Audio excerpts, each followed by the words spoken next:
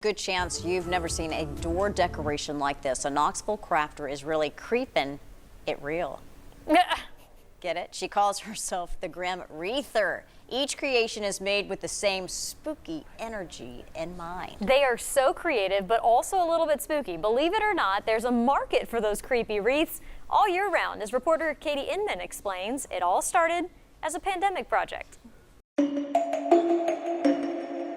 Inside Sarah Claxton's home, spooky is a constant state of mind. And Halloween isn't just, one day of the year for us, it's a lifestyle. It's 365 days a year, and that's what I based my business around, and people have just absolutely loved it. Her dining room is the headquarters for her business. It's called the Grim Wreath. One of my friends was like, "You should call yourself the Grim Wreather."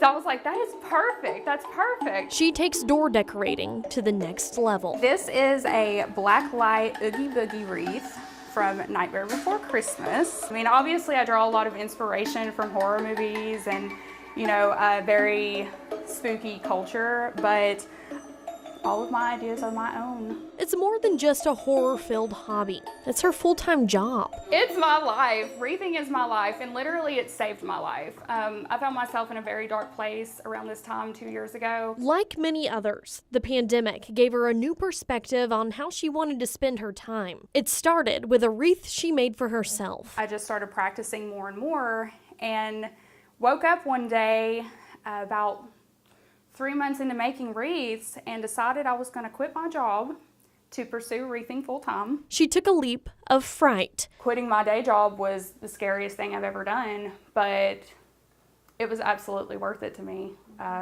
I feel very happy that I get to wake up every day and do what I love. Since then, she's gained thousands of followers online who share her love of making creepy creative. I thought for a long time that I was the only one that was, kind of like this, that enjoyed the spooky 365 days a year, but you'd be really surprised at how many people actually do. Not everything has to be gory, though. My wreaths aren't for everybody, and that's okay.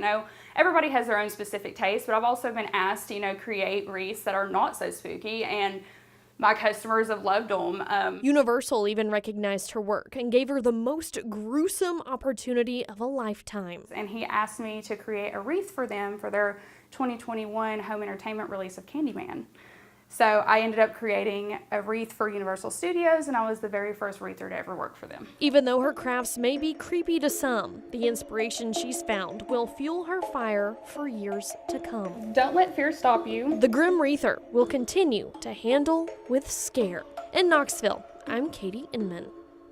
I like that handle with scare. They're so incredibly detailed, and she's so talented. Yeah, just amazing. The Grim Wreather is currently not accepting new orders until May, very popular, but she plans to open a new studio and give back to the community in the near future. And you can follow along with her creations on all social media channels.